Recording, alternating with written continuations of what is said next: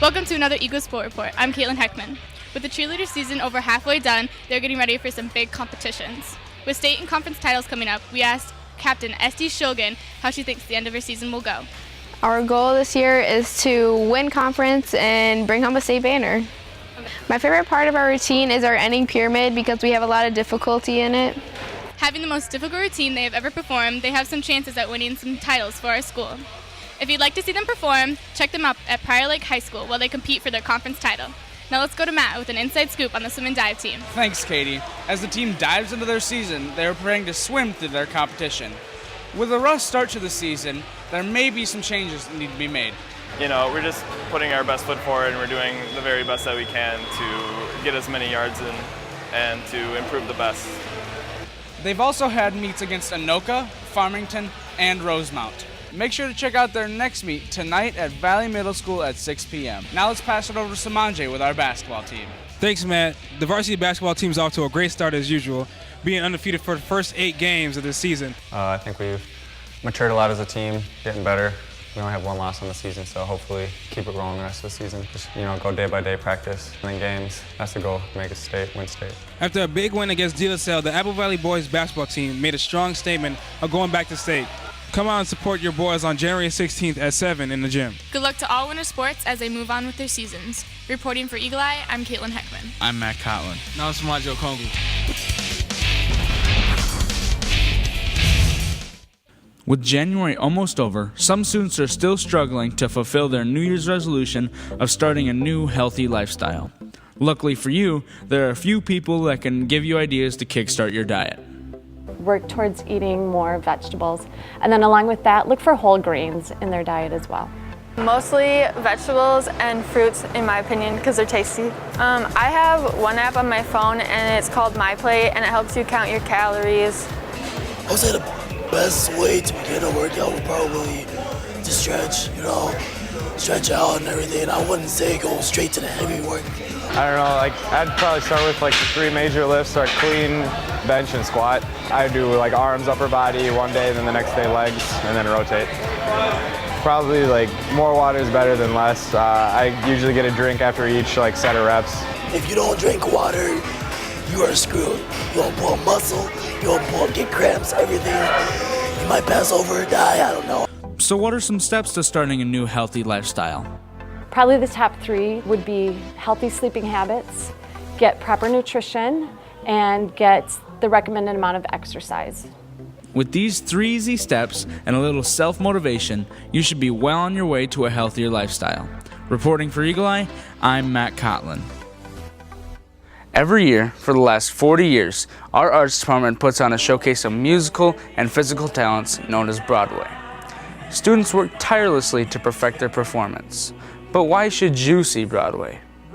I think everyone needs to go see Broadway because it's got singing, dancing, music, and just a really good way to support your friends and your peers in the school. Students have to see Broadway this year because we just get to do so many new things with a new director. It's like Blatzheim's in here doing a ton of stuff, and Mr. Scully is. It's incredible this year. It is going to be a performance to remember. You have to see it. They got to see Broadway because it's a whole new experience. It's like nothing you've ever seen before, and there's something about it that can just get you going just from seeing one production. They're rocking the house in here, and you're going to miss out if you're not here one of those 2 weekends. And it's a great night out, $5 for a student ticket. You can't beat that. 2 hours of entertainment for $5. Pretty cool.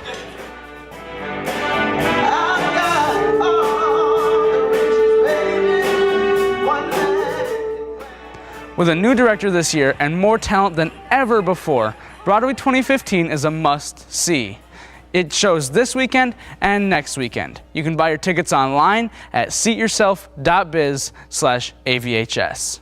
Broadway is here in the theater tomorrow at 7:30, and everyone should be there. Reporting for Eagle Eye, I'm Matt Kotlan.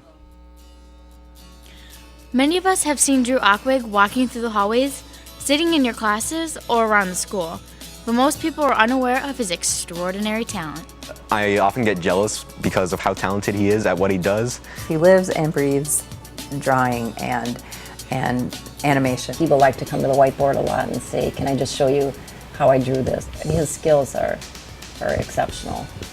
I can finally bring my drawings to life, and I can make them interact in the real world. Although Drew is a talented artist, there is something about him that makes him just a little different than the others. I had an ultrasound, just a regular ultrasound, and they said that there was they thought he had a birth defect. He needed a lot of surgeries. He was in the hospital probably the first year of his life. Somewhere along the line, I think he was about 3, we started to notice that, well, he was really smart.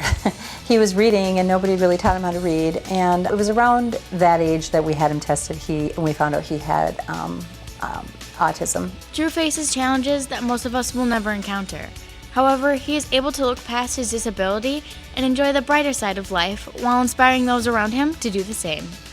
It inspires me how kind he is, even when some people aren't kind to him. There are other students in my classroom during the time that Drew's in here that I think really look up to Drew. He's a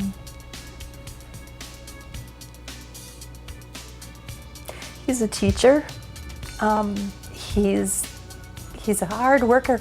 I don't know anybody that works as hard as he does. He's overcome just physical and mental challenges, you know.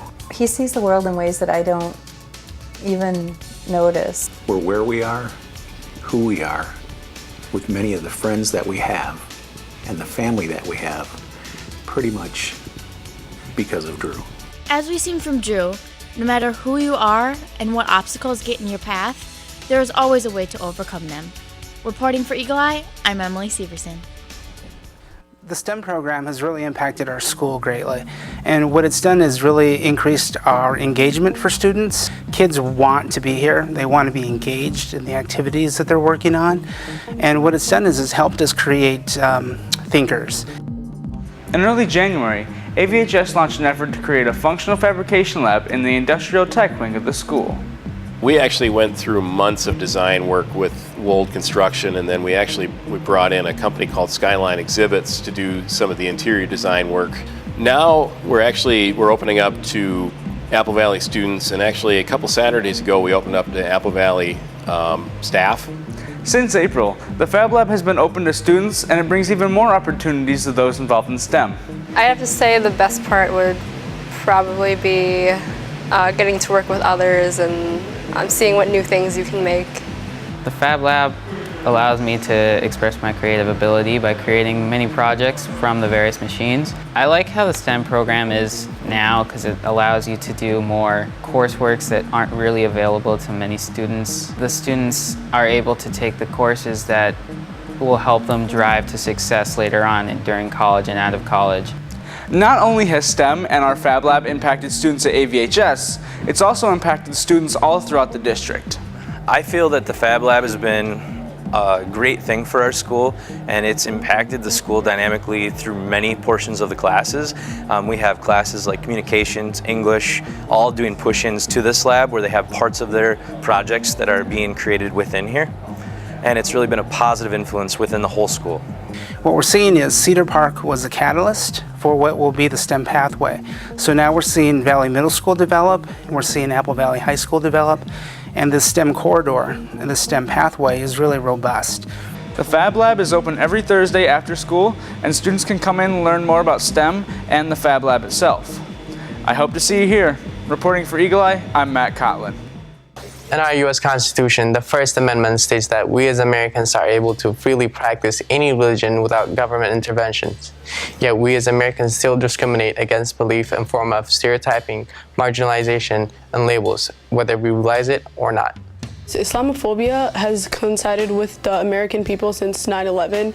I think that Christians of this day and age are labeled as hypocrites and homophobes and closed-minded. Some people think they're Satanists or something like that for some reason. I feel like I get that a lot from people that don't really know anything. A poll down by Gallup.com shows only about 58% of Americans would vote for atheist or agnostic president, and only about 60 would vote for a Muslim president, compared to the 93 who will vote for a Catholic president. With these statistics, it's clear that certain beliefs are unfairly looked upon in America. And I see Donald Trump is saying that they're going to put identification cards on Muslims and receive no backlash. If that's not Islamophobia, then I don't know what is. People don't really think much of it anymore, but I think, back in like the 50s probably or something like that, and most people were probably Christian. I think, if someone came out as an atheist and didn't believe in God, they're kind of outcast, So how can we as a school diminish these labels? Everybody should be treated equally and with dignity, no matter what their belief is. They should all be treated the same, And I think before we put the whole blame on a whole group of demographic, that we should be looking at the core of the religion. And if the religion supports those attacks, then yes, but if not, then no. I think it's more, it's more about bad people doing bad things, Due to recent attacks by ISIS, statements made by fundamental Christian groups and non-believers alike, labels and stereotypes seem to be becoming more and more prominent. As a student body, we need to remember to treat our peers with respect regardless of what they do or do not believe in. Reporting for Eagle Eye, I'm DeWitt Teketel.